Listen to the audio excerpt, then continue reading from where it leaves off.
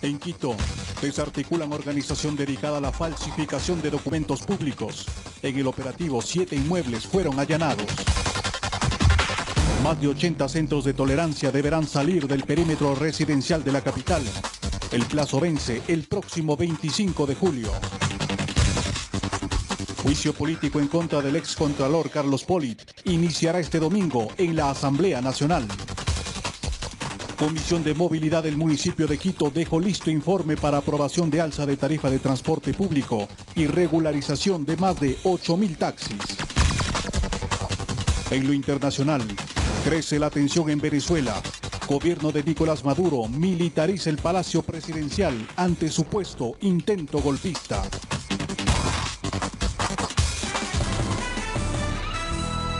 Muy buenas tardes amigos televidentes, bienvenidos a esta emisión de Últimas Noticias TV con toda la información en el ámbito nacional y también internacional. Les deseamos una excelente tarde y empezamos de inmediato con la información. Les contamos que una presunta red dedicada a la falsificación de documentos públicos fue desarticulada en varios allanamientos. Las autoridades recopilaron evidencias que presuntamente revelarían la ilegal actividad a la que se dedicaban.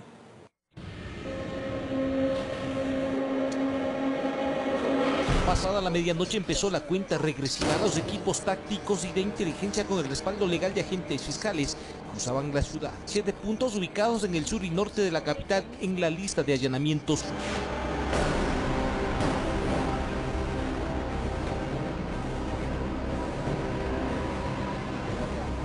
En el sector del Comité del Pueblo llegaron en busca de 2 mujeres, quienes serían las presuntas cabecillas de una organización dedicada a la falsificación de sellos y documentos públicos que entregaban a personas que buscaban viajar a Europa. Para lo cual estarían utilizando sellos, posiblemente del Ministerio de Salud Pública, sellos de médicos con firmas.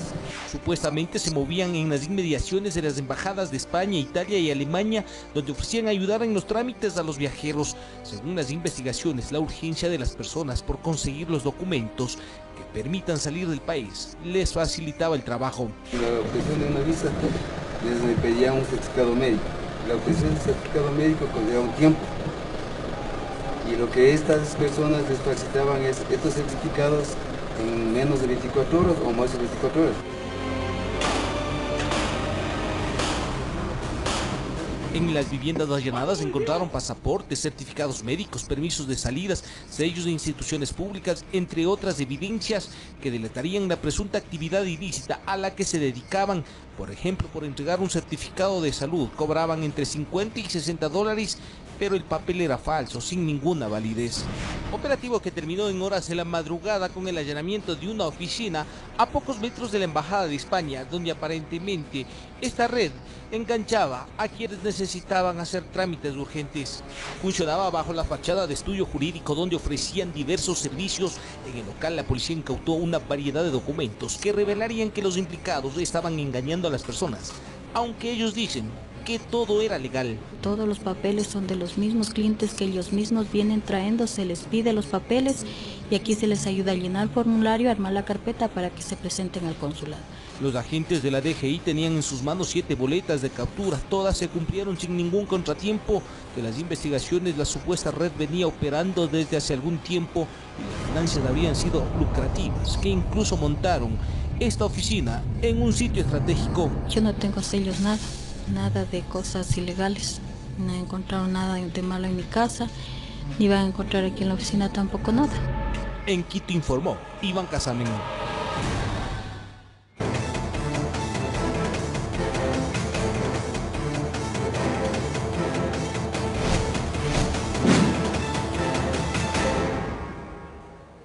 Y 10 toneladas de cloruro de calcio, el químico utilizado para procesar droga, fue decomisado en la provincia de El Carchi, el cargamento que pretendía llegar al vecino país de Colombia. Es muy apetecible por las organizaciones narcodelictivas.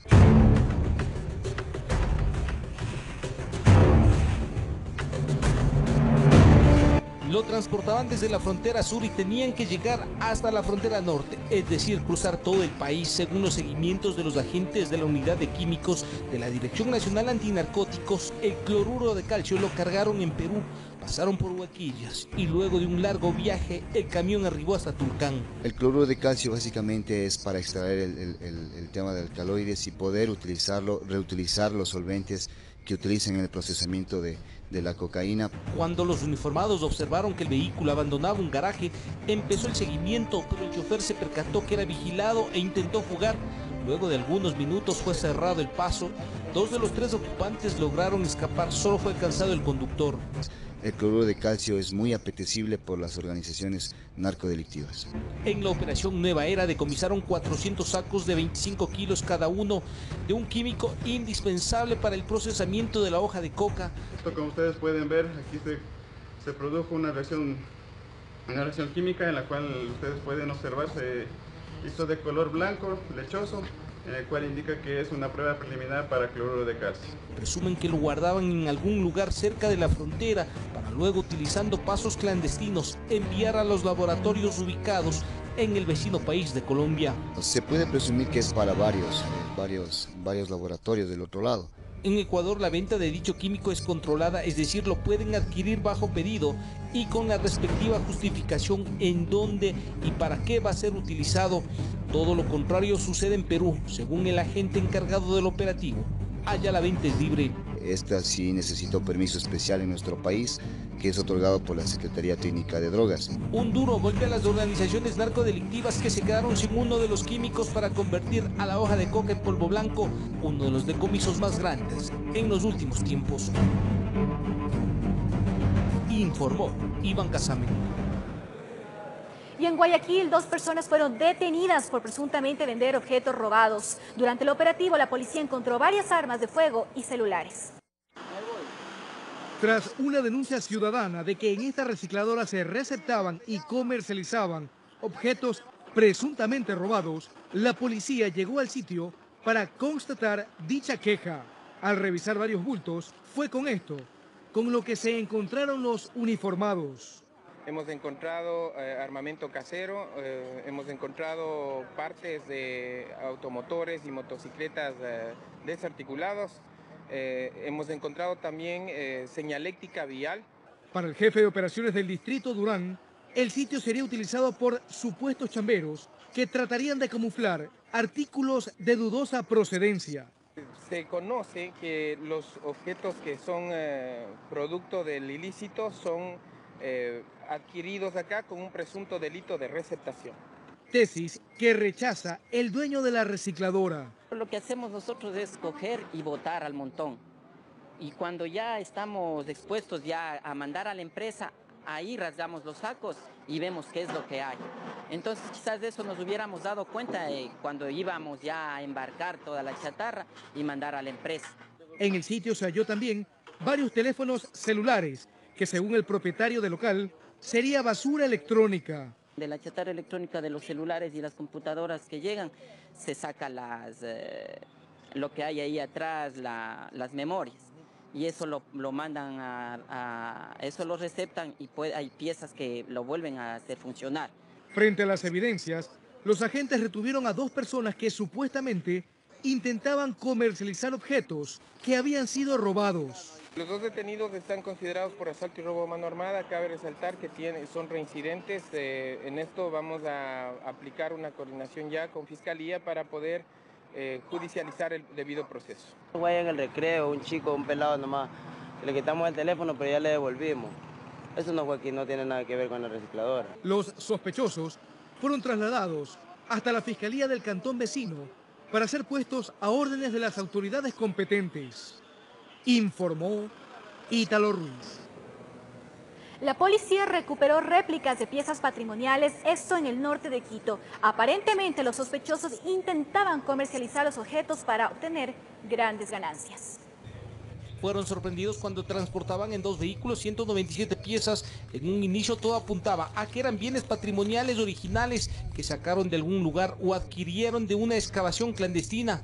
El experto analizó los objetos y confirmó que eran réplicas idénticas sacadas de un catálogo del Museo del Banco Central. Estos bienes se les tiene que someter a un examen técnico-científico para poder determinar en primera instancia su originalidad, su filiación, su antigüedad y demás características que tienen nuestros bienes arqueológicos. Al ser réplicas, presumen que pretendían comercializarlas como originales, es decir, conseguir grandes ganancias engañando a los interesados en este tipo de objetos. A propósito, en el país los bienes patrimoniales no pueden ser ofertados en el mercado, su venta está prohibida. El artesano que se dedique a fabricar copias debe grabar su nombre para saber que son réplicas y estas sí pueden ser vendidas. Estaríamos hablando de una falsificación, son réplicas idénticas, inclusive con técnicas de envejecimiento, las que realizan algunas personas de aquí con el único objetivo de sacar más réditos económicos. Así también en la provincia del Carchi, agentes de la unidad especializada en delitos contra el patrimonio decomisaron 7 figuras arqueológicas y un resto fósil. El dueño de los objetos realizaba contactos para venderlos. Y no poseían ningún tipo de documento que legalice la tenencia de este tipo de bienes, por lo que de igual manera nos pusimos en contacto con técnicos que posterior realizarán el informe para la determinación de su originalidad. Tenga en consideración que la venta, transporte, comercialización e intercambio de bienes patrimoniales es un delito estipulado en el Código Orgánico Integral Penal, que lo puede llevar a varios años de cárcel. En Quito informó Iván Casamen. Preste mucha atención, en Guayaquil el conductor de una motocicleta perdió la vida luego de accidentarse en el norte de la ciudad. Tras el hecho, personas que se encontraban en el sitio procedieron a sustraerse las pertenencias del fallecido. El joven conductor de motocicleta murió instantáneamente tras perder pista y chocar contra el parterre central de esta vía.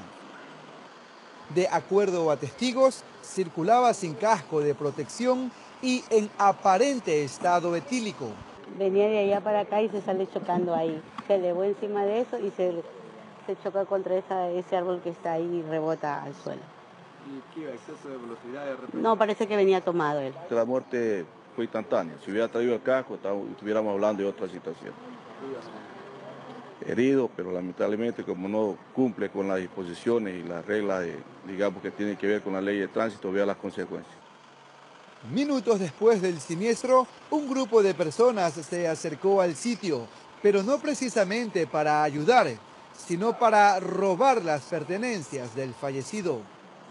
Entre ellas su billetera y documentos personales, motivo por el cual no pudo ser identificado. Cuando llegamos nosotros, ya efectivamente la gente, en lugar de ayudar, lo que han procedido nada más es a sustraerse los documentos y cosas así de.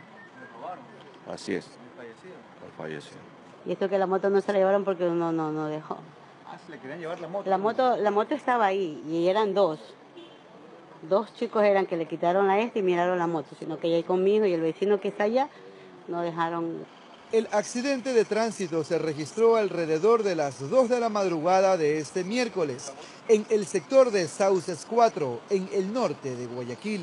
No lo conocen por aquí, posiblemente hay un dato de que vivía por Guayacán. Informó Jorge Salazar. Y un adulto mayor murió al interior de una parada del sistema de Metrobús, esto al norte de Quito. Aparentemente el hombre cayó de forma accidental. Los esfuerzos por asistirlo fueron en vano porque falleció a los pocos minutos. Todo sucedió al interior de la parada del aeropuerto. Según algunos testigos que esperaban el bus, el hombre ingresó por una de las puertas sin pagar el pasaje. Los usuarios del metro indicaron a la policía que parecía un indigente que buscaba trasladarse más al norte. Cuando abordaban la unidad, como que se desmayó y se golpeó la cabeza, pero muchos intentaron ayudarlo a ponerse de pie, pero no fue posible. Una muerte accidental, ya que al parecer es una persona indigente que ha estado esperando un metro para poder transportarse. Contaron que el hombre daba señales que se estaba como ahogando, que le faltaba aire. Una doctora que viajaba en el bus lo asistió, pero él no respondió. Luego de algunos minutos solo confirmaron que falleció. Hasta el lugar llegaron agentes de la DINASED para hacer el levantamiento del cadáver y entregar el cuerpo a la ambulancia de medicina legal. Se cae de contado en la estación mismo, no sobre la calzada, sino sobre la parada. Al momento que le prestan los primeros auxilios, Una galeno que ha estado en el transporte indica que ya quedó sin signos vitales. Será la autopsia la que determine en las próximas horas qué pasó con el hombre de aproximadamente 75 años de edad, de quien no se conoce ningún dato. Ingresó al departamento forense en calidad de NN. No hay ninguna identificación, no hay ningún familiar, no tenía el señor nada en los bolsillos. Indigente al parecer. Partió de manera inesperada, se fue sin causar mayores molestias, solo quienes estaban en la parada dejaron sentir un suspiro como indicador que la vida nadie la tiene comprada, que la muerte llega en cualquier momento. En Quito informó Iván Casamen. Un hombre de 60 años de edad fue hallado sin vida entre las rocas de un muro del sector de La Poza, en Manta. El cuerpo fue encontrado por sus familiares. Las autoridades investigan las causas que provocaron su deceso. Un cuerpo sin vida fue hallado entre las piedras escolleras de un muro del sector de La Poza en Manta. La víctima fue identificado por sus familiares como José T. de 60 años de edad, quien solía dormir en las calles. ¿Cómo se enteraron que él estaba aquí? No sé, que yo no lo encontraba por el mercado. Yo le digo al señor aquí, vámonos para allá abajo a verlo si por ahí está descansando. Aquí lo encontramos. Según allegados de la hora fallecido, trabajaba cargando bultos en el mercado central de Manta. Fue visto por última vez la mañana de lunes. Sí, yo limpio zapatos. ¿Y el señor a qué se dedicaba? Él me hacía mandado ahí en el mercado. Sí, ahí me hacía mandadito, así ahí le mandaban a comprar, y así cargaba plátano y todo. Indigentes que viven en la zona conocían al fallecido, aseguran no tenía problemas con nadie. Él era un veterano, era tranquilamente, a nosotros los quería bastante, como que nosotros fuéramos una hija, ya. Los quiso bastante, los quiso al final, ya. No, a él no le han hecho nada. A la escena llegó personal de DINASEC para realizar las pericias correspondientes y trasladar el cuerpo hasta el centro forense para la autopsia de rigor. Circunstancias de este hecho, con el parte policial, pues se pronunciará en torno a ver si existe alguna investigación en torno a un posible delito contra la vida. Con cámaras Eduardo García desde Manta, provincia de Manabí, informó Wendy Delgado. Y en Guayaquil, un joven resultó gravemente herido en un incidente con supuestos hinchas de un equipo de fútbol. Hay 5 personas detenidas y los implicados podrían enfrentar una pena de hasta 9 años de prisión por tentativa de asesinato. El hecho se registró al pie de este parque ubicado en el sector de las Acacias al sur de Guayaquil, cuando 2 ciudadanos fueron atacados por un grupo de personas, supuestos hinchas de Barcelona. Una multitud de aproximadamente 20 hinchas del Barcelona, de la barra mencionada Mano Negra, al parecer sin justificación alguna, agreden a 2 ciudadanos hinchas del Emelec. A uno de ellos le propinan 3 cortes con arma cortopunzante y le producen un edema pulmonar del cual el ciudadano está completamente grave. Ellos estaban aquí conversando y de pronto se vinieron todo ese grupo. Al chico lo tiraron y le tiraron piedras, primero le golpeaban la cabeza. El chico se ha parado y ahí le han metido las 2 puñaladas atrás y una en la pierna.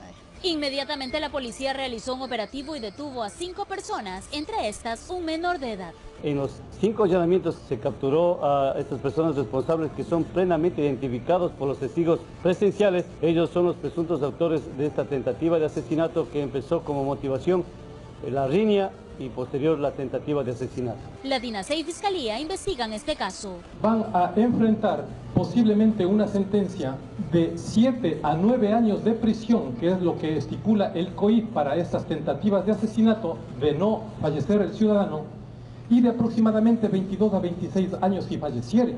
La Policía Nacional quiere dar el mensaje de que esta no es la manera correcta de desenvolverse socialmente las barras de los equipos de fútbol.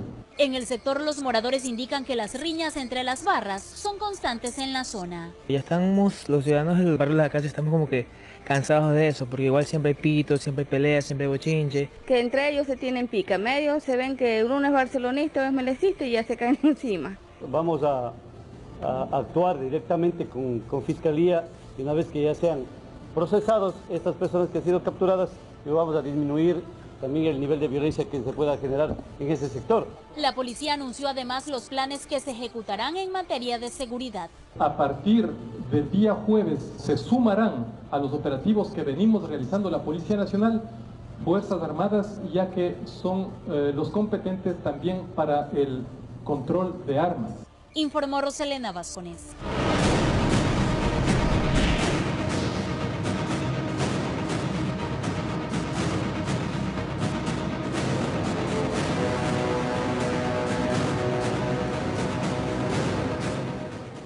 Atención, más de 80 casas de citas ubicadas en sectores residenciales de la capital deberán salir hasta el próximo 25 de julio y ser reubicadas a zonas industriales. La ciudadanía ve como positiva esta medida, pues señala que estos centros atraen peligros.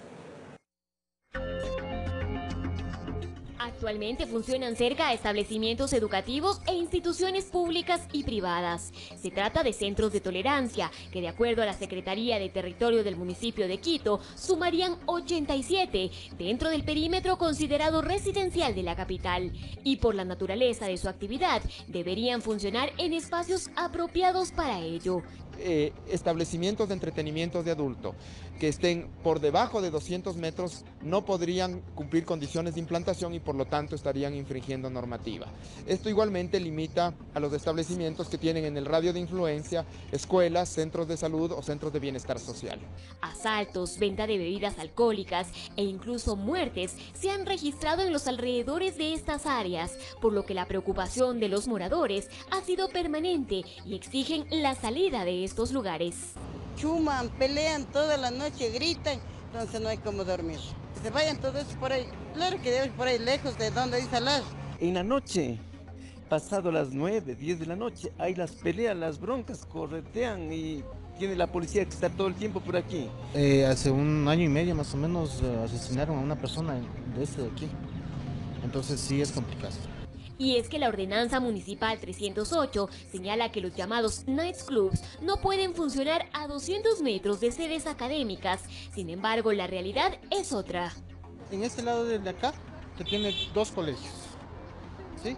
Y los viernes esto ya empieza a abrirse desde las 7 de la noche. En varias ocasiones, estos lugares han sido clausurados. Pese a ello, su actividad continúa. Dijeron que van a sacar, ya vinieron los canales, ya les sacaron, pero de nuevo reabrieron. No, con ese peligro que estamos aquí, qué horas nos asaltan, qué horas vienen. Entonces ya a las 7 todos están cerrados.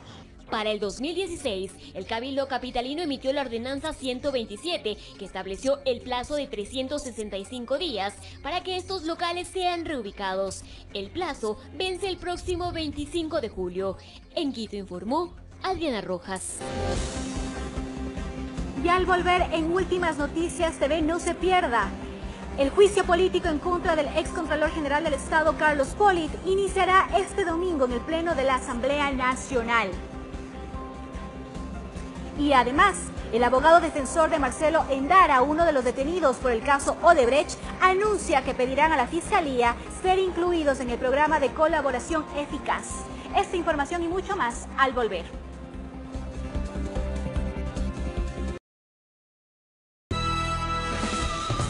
Gracias por seguir en nuestra sintonía. Tenemos más información. Les contamos que el juicio político en contra del excontralor general del Estado, Carlos Pollitt, iniciará este domingo 2 de julio en el Pleno de la Asamblea. Así lo informó el presidente de la legislatura, José Serrano, quien recibió el informe de la Comisión de Fiscalización la madrugada de este miércoles, tras 12 horas de análisis de las pruebas de descargo en contra de Pollitt. La Comisión de Fiscalización de la Asamblea Nacional se convocó desde las 2 de la tarde de este martes 27 de junio para analizar las pruebas de cargo y descargo en el juicio político contra el excontralor del Estado, Carlos Pollitt. El día de hoy se vence el plazo de las 2 semanas para la sustanciación, en vista de que ya han sido sustanciadas. Se ha invitado a personas que han tenido vinculación al exfiscal, al fiscal actual, se ha recibido las pruebas de cargo, las de descargo. No hace falta extender un mayor tiempo en este sentido. Dentro de este marco, a las 11:11 de la mañana, el abogado de Pollitt, Jorge Acosta, presentó los documentos de descargo. Entonces ahí estamos demostrando de que efectivamente hubieron 2.226 exámenes con responsabilidad penal dirigidos a la Fiscalía General del Estado, que es la institución que debió procesar judicialmente el asunto. Se ha demostrado, más allá de la saciedad, de que fue cumplido por el señor Contralor General de Estado en su periodo su trabajo. A la comisión llegó Diego Mendoza en representación de la bancada de Alianza País para argumentar las pruebas contra Polit. Las resoluciones que se emitieron por parte de la Contraloría para desaparecer, en este caso, glosas que tenía la empresa Odebrecht, para favorecer a Odebrecht. No presentó informe alguno de responsabilidad en base a los contratos, 33 contratos que la empresa Odebrecht ha celebrado en el Ecuador. Eso fue ratificado en su momento en la comparecencia del fiscal Carlos Vaca. Por su parte, dentro de las pruebas de descargo presentados por Polit, se asegura que no ha existido el debido proceso y se solicita a la comisión indague más sobre el tema. ¿Qué se encontró en los allanamientos? Aparte del menaje de casa y las cosas propias de un hogar que está establecido, yo creo que más de 40 años. A lo cual la presidenta de la comisión, María José Carrión, explicó. El Contralor no nos puede decir a nosotros que hagamos ahora una acción u otra, u otra, u otra. No puede, porque no, la ley no le faculta aquello. Tras más de 12 horas de análisis, se presentó el informe de 22 hojas. Así, pasadas las 2:17 de la madrugada de este miércoles 28 de junio, el presidente de la Asamblea Nacional, José Serrano, recibió el informe aprobado. Hacemos entrega del informe que recomienda el trámite y el inicio ya lo que es el juicio político. Muchas gracias. Se convocará al Pleno de la Asamblea para que este domingo 2 de julio a las 3 de la tarde inicie el juicio político. Que se debe difundir durante 48 horas el informe y la recomendación realizada por la Comisión de Fiscalización. Y luego de eso hay 5 días a partir de esas 48 horas para que efectivamente se convoque al Pleno de la Asamblea para el enjuiciamiento político. En Quito informó Andrea Valareso. Y el abogado defensor de Marcelo Endara, uno de los detenidos por el caso Odebrecht, anuncia que pedirán a la Fiscalía ser incluidos en el programa de colaboración eficaz para poder esclarecer el caso. Ratificó que el exministro de Electricidad, Alexei Mosquera, fue el responsable directo de todo este entramado de corrupción. Ramiro Albarracín es el abogado defensor de Marcelo Endara, uno de los detenidos por el caso Odebrecht. Tras varias semanas de silencio, dice que su defendido ha decidido colaborar con las autoridades, por lo que solicitarán a la Fiscalía ser incluidos en la colaboración eficaz. Esta defensa ha conversado con Marcelo Endara y hemos llegado al acuerdo de que debe dar la versión y debe dar a conocer a la opinión pública cuál fue su participación en este presunto delito de lavado de activos. Asegura que Endara reconoce que se cometieron irregularidades en la conformación de empresas en paraísos fiscales, pero que su defendido no tiene responsabilidad. El principal responsable, dice, es el exministro Alexei Mosquera. Los informes que da la policía de Andorra lo dice, el beneficiario único y exclusivo es del señor Alexei Mosquera. Que Endara no conocía de la existencia de esas empresas, que sirvieron de cortina para recibir el dinero del supuesto soborno entregado por Odebrecht, que esas empresas se conformaron a espaldas de Endara y abusando de la confianza que tenía el exministro. Fue utilizado por el señor Alexis Mosquera en virtud de ser una persona tío político y en razón de que cuando era ministro Marcelo no tenía una buena posición económica y no lo tiene y se convirtió en el mecenas de la casa de Marcelo.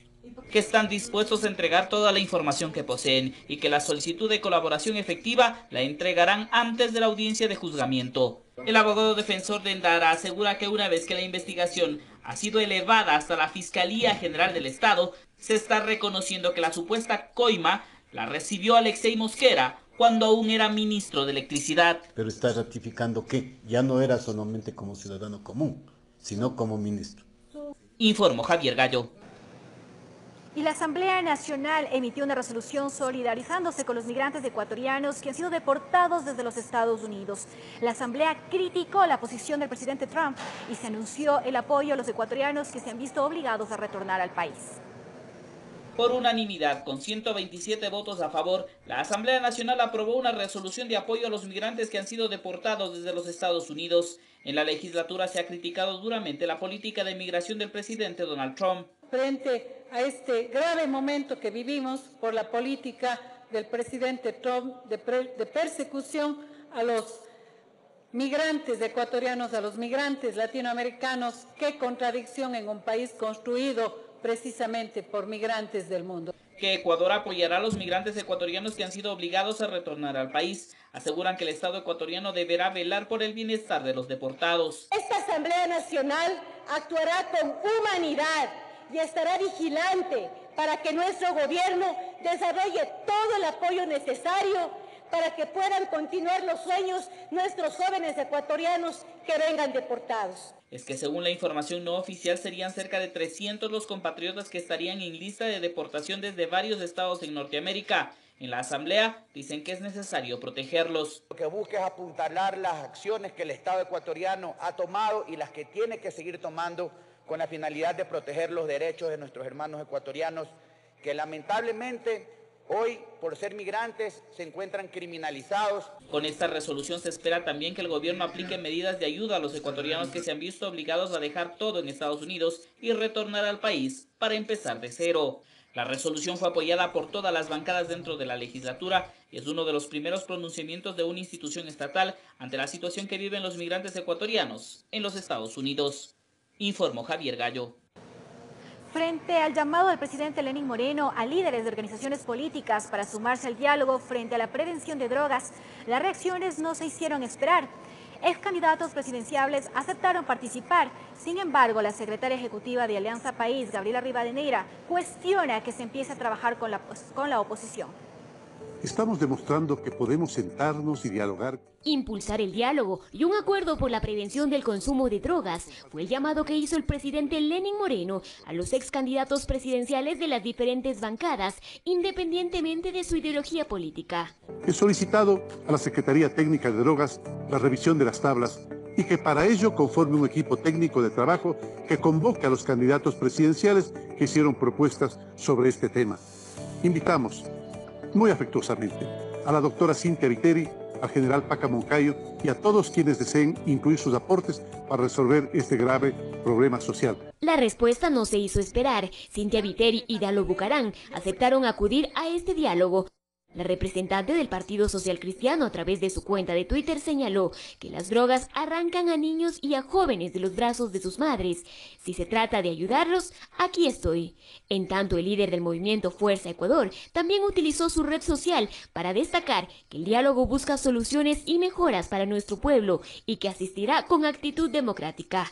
Por su parte, la legisladora Gabriela Rivadeneira destacó el llamado realizado por el presidente Moreno. Sin embargo, le generó desacuerdo y aclaró que no se puede, a pretexto del mismo, dar palestra a la derecha del país. Hay actores políticos que sin duda alguna en algún momento o por un tema determinado podrán aportar. Sin embargo, me parece sumamente peligroso pues que estemos entablando ya un trabajo en la práctica articulado a sectores social cristianos o a sectores que representan el Bucaramato, que como lo he dicho, representan realmente para nosotros un tema de una alerta importante, sobre todo en la lógica de seguir construyendo memoria histórica en el pueblo. A esta cita también fueron convocadas todas las instituciones públicas y privadas del país. Así lo destacó la titular de la Secretaría Técnica de Drogas, Lady Zúñiga. Hacemos el llamado también y convoco a todos los actores políticos, sociales, culturales, intelectuales y académicos a que se sumen a esta iniciativa de poder tener un acuerdo nacional de Ecuador por la responsabilidad nacional en la prevención del consumo de drogas en jóvenes. La convocatoria fue realizada por el primer mandatario en el marco del Día Internacional de la Lucha contra el Uso Indebido y el Tráfico Ilícito de Drogas y busca recoger propuestas que se encaminen en combatir esta problemática que afecta a la sociedad ecuatoriana. En Quito informó Adriana Rojas. Y en la capital arrancó la ronda internacional petrolera para 15 campos de Petro Amazonas. Los campos menores estarán ubicados en 3 provincias amazónicas. Con la participación de cerca de 70 empresas nacionales e internacionales, el Estado ecuatoriano a través de Petroamazonas inició la ronda Campos Menores 2017 cuyo objetivo es obtener inversiones para un grupo de 15 campos ubicados en las provincias de Sucumbíos, Orellana y Napo. Aprovechar los recursos de los que dispone la economía ecuatoriana, aprovechar también esos recursos naturales que van a permitir seguir apuntalando este desarrollo. La estatal petrolera estima que las reservas probables de los 15 campos menores alcanzarían los 191.5 millones de barriles. De acuerdo al cronograma, el inicio de negociaciones será en agosto próximo. Hasta entonces receptarán propuestas técnico-económicas, cartas de interés y ronda de preguntas. ¿Qué buscamos en esta ronda internacional? Respetar la inversión, trabajar en equipo con las compañías de servicios y operadoras, eficiencia en el manejo de recursos, altos estándares de cuidado y respeto al medio ambiente. La finalidad de esta ronda es incrementar la producción de estos 15 campos a través de la inversión de empresas nacionales e internacionales. Las principales características del modelo de contrato, el modelo de negocio, son que la contratista se va a encargar principalmente de la perforación y completación de todos los pozos nuevos que estén en el campo. La actividad es parte de un conjunto de estrategias que desarrollará el gobierno en busca de generar nuevas inversiones en el sector hidrocarburífero. Ese desarrollo tendrá que realizarse ahora con el sector privado a la cabeza, como el motor que va a impulsar la dinámica económica. Petroamazonas produce actualmente un promedio de 430.000 barriles de petróleo por día, con un costo de producción de $17.26 por barril, informó Iván Casamen. La Sociedad de Artistas, Intérpretes y Músicos del Ecuador realizó la 16ª entrega de regalías correspondientes al primer semestre del 2017. Los artistas nacionales aplaudieron la iniciativa, donde se reconoce la creatividad y sobre todo se defiende la identidad cultural que representa la música hecha en Ecuador. El encuentro en esta ocasión se dio en la región Sierra, sirvió para que varios artistas compartan gratos momentos y sobre todo exhorten a las autoridades correspondientes para que se respete la heredad pluricultural que representa la música. Para entregar lo que legítimamente les corresponde, es decir, sus regalías que por la utilización pública, por la comercialización de su música, han sido merecedores de entregar estas regalías. Es una lucha muy dura, pero aquí estamos. De a poco pues está empezando a funcionar, está empezando a marchar esto, de a poco empiezan a llegar las regalías de los artistas y bueno pues que creo que es lo correcto, entonces pues nosotros aplaudimos la acción que están dándole, hay que seguir fortaleciendo, hay que seguir avanzando. Y en la ciudad de Cuenca se desarrolló la jornada de tratamiento de la información en situaciones de violencia contra la mujer. El evento fue organizado por la Supercom. Los medios y los periodistas debemos tomar posición frente al problema de la violencia contra la mujer. Con estas palabras del licenciado Carlos Ochoa, principal de la Superintendencia de la Información y Comunicación, abrió la jornada denominada Tratamiento de Información en Situaciones de Violencia contra la Mujer, desarrollada en Cuenca por la Supercom. En este evento se habló de cómo los medios y periodistas tratan este tema, informaciones que todavía presentan distorsiones que reproducen el problema real, la violencia y la dominación contra la mujer. Que la reflexión que genere la noticia debe ser mayor que la inmediatez por transmitirla. Es decir, que planteamos un cambio de actitud de la comunidad frente a la violencia contra la mujer. Ese debe ser nuestro principal objetivo. Dijo que se debe buscar fuentes adecuadas y diversas con conocimientos técnicos que no desvirtúen el tema. Hay que evitar el dramatismo y el sensacionalismo, dándole cabida a recursos técnicos como la musicalización o exposición en primeros planos de detalles que al final lo único que logran es revictimizar a la afectada. Fue parte de esta jornada un panel sobre el compromiso de informar responsablemente, la investigación periodística sobre situaciones de violencia hacia la mujer y la legislación ecuatoriana. La espectacularidad, porque en realidad es como un espectáculo que se presenta en algunos medios con un tema tan delicado. El feminicidio no empieza cuando el marido la mató con 17 puñaladas, no, inicia mucho antes. Informó desde la ciudad de Cuenca, Francisco Ramírez. Seguimos con más aquí en Últimas Noticias TV. Les contamos que la Comisión de Movilidad del municipio de Quito dejó listo el informe para aprobación del alza de tarifa de transporte público y la regularización de más de 8.000 taxis. Sancionar a las cooperativas de transporte público que prestan un mal servicio con la suspensión definitiva de la ruta es una de las propuestas para mejorar el trato al usuario que se incluyen en el proyecto de ordenanza para un posible incremento del pasaje a 30 centavos. Así de simple, se le quita la ruta a la operadora y se le puede entregar a una operadora que sí está cumpliendo con los parámetros de calidad o que, por ejemplo, inclusive está mostrando que está incrementando los parámetros de calidad. Esto funciona en muchas otras ciudades que tienen sistemas de transporte públicos parecidos a la nuestra. No veo por qué Quito no la puede implementar. Junto a una fiscalización periódica de la Agencia Metropolitana de Tránsito a todas las unidades de transporte que circulan en el distrito metropolitano. Para que obliguemos tanto a la Secretaría de Movilidad, a la Agencia Metropolitana de Tránsito y a las operadoras a que cumplan con el cuerpo normativo y no queden letra muerta. Pero este no fue el único tema en discusión. La regularización de más de 8.000 taxis en Quito es otra ordenanza que fue parte del análisis al interior de la Comisión de Movilidad, que desde ya genera criterios divididos. El estudio técnico tiene dos falencias. El primero es que parte de la lógica de que tenemos un buen servicio de transporte público y no reconoce que hay una serie de servicios informales de taxi que más bien están supliendo a un déficit de transporte público. Y sobre la base de lo que nos han entregado, yo asumo de buena fe que está todo en regla, de que todo es correcto. Pero si es que hay algún indicio en donde hay algún tipo de incorrección, tienen todos los canales para poder apelar del informe. La posible alza del pasaje y la incorporación de más taxis en la capital se definirá este viernes en el Pleno del Consejo Municipal y posiblemente su vigencia rija desde este fin de semana, informó Sofía Vintimilla. Muchas gracias, amigos televidentes, por habernos acompañado aquí en esta emisión de Últimas Noticias TV. Pero recuerde sintonizarnos a las 18:55 en la emisión estelar de Comercio TV conmigo. Nos vemos el día de mañana. Muy buenas tardes.